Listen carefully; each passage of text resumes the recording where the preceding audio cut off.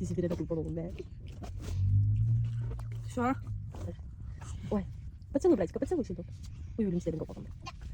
Kurban olayım. Ha. Ay çok игрушки кидаешь. Ой. Ты покушал? Да. Точно, все поел? Ну да, эго же. А alacağım. Есть. Bir tane narı kapıda traktör onda malinanı çıkarttım. Çünkü zaten verebilirdi.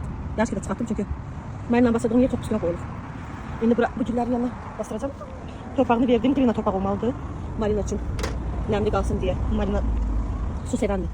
Ona göre böyle bir torpak verdim. Buna üstünden de ayrı kara torpak vereceğim. Şimdi bastırıp çekeceğim. Malina'nı ayıracağım çünkü hamsi birlikte de burada. 15 vetka olmalıdır. Səfərəm bırakacaq yadımda tam değil.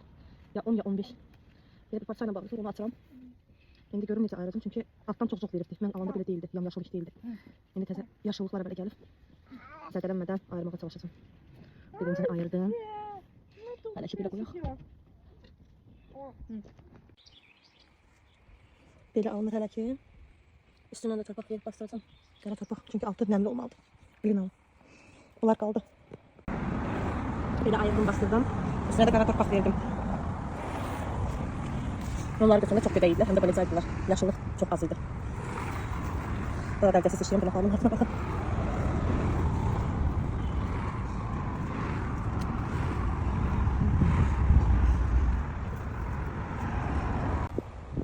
Buranın da traktör piskine saldı. Bu ağacı çıxartdım. Torpağın kalmıştı. Bir de burada bak böyle ağaçlar görürsünüz. Onun torpağın çıxarttım. Buradaki gürümünden məhvələdi. Çıxartıp kenara koymuşum. Birazdan bastıracağım. Piskine koydum neyse. Yaş köpəklərə dəymiyor. Müsəlgə salıram buraları. İmran'ın bakın bana telefonu. Тебе места мало? Где torpağın üstünde oyna. Ayağından bir sadece gider.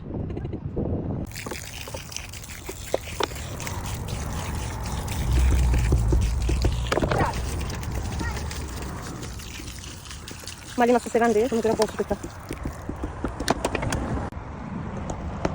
Сделай ему эту кофточку вниз, Аян. У него живот открытый. Иди сюда играть. Куда ты полез? Сюда иди, грязный мой. Иса. Иса. Аян, просто иди, чтобы он только в рот песок не взял. Хорошо? Где, мама? Я здесь, я рядом, я тоже смотрю. Görüləsi işimiz halə geçək qədər çoxdur. İndi gözləməli ki, bunlar hamısı qurusun.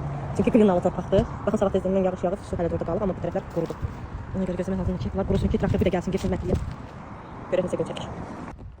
Əsas bu yolkadır. Bu yolka nəyə deyirsən deyə, baxanda damın ruhu dincəlir. Мама, что? Да.